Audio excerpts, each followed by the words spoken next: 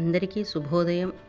మరి ఇవాళ శ్రీ శంకరాచార్య విరచిత సౌందర్య లహరిలోని 37వ శ్లోకం విశుద్ధౌతే శుద్ధస్ఫటిక విశదం వ్యోమజనకం శ్లోకం నేర్చుకుందాం. ఓం శ్రీమాత్రే నమః. విశుద్ధౌతే శుద్ధస్ఫటిక విశదం వ్యోమజనకం శివం సేవే దేవీమపి శివసమానవ్యవసితాం యయోకాంత్యాయాంత్యా శశికిరణసారూప్య సరణే విదూతాంతద్వాంతా విలసతి చకోరీవ జగతి విశుద్ధౌతే శుద్ధస్ఫటిక విశదం వ్యోమజనకం విశుద్ధౌతే శుద్ధస్ఫటిక విశదం వ్యోమజనకం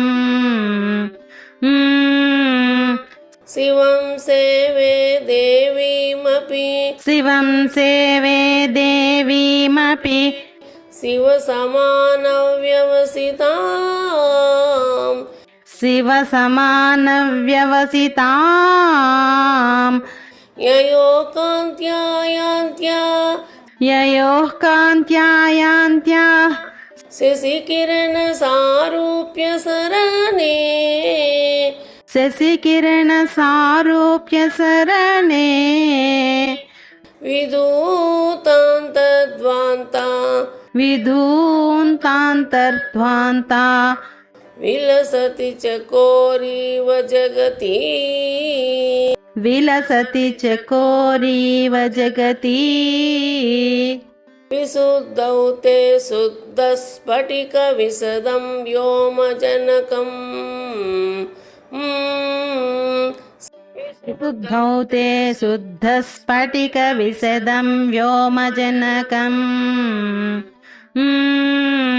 శివం సేవే దేవీమపి శివసమానవ్యవసితాం శివం సేవే దేవీమపి శివసమానవ్యవసితాం యయోకాంత్యాయాంత్యా శశికిరణసారూప్య సరణే యయోః కాంత్యాయాంత్యా శశికిరణసారూప్య సరణే విదూతాంతద్వాంతా విలసతి చకోరీవ జగతి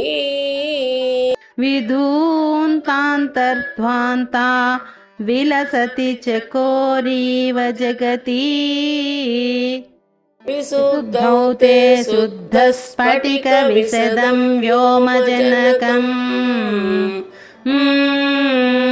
శివం సేవే దేవీమపి శివసమానవ్యవసితాం యయోః కాంత్యాయాంత్యా శశికిరణసారూప్య సరణే విదూతాంతర్ధ్వాంతా విలసతి చకోరీవ జగతి.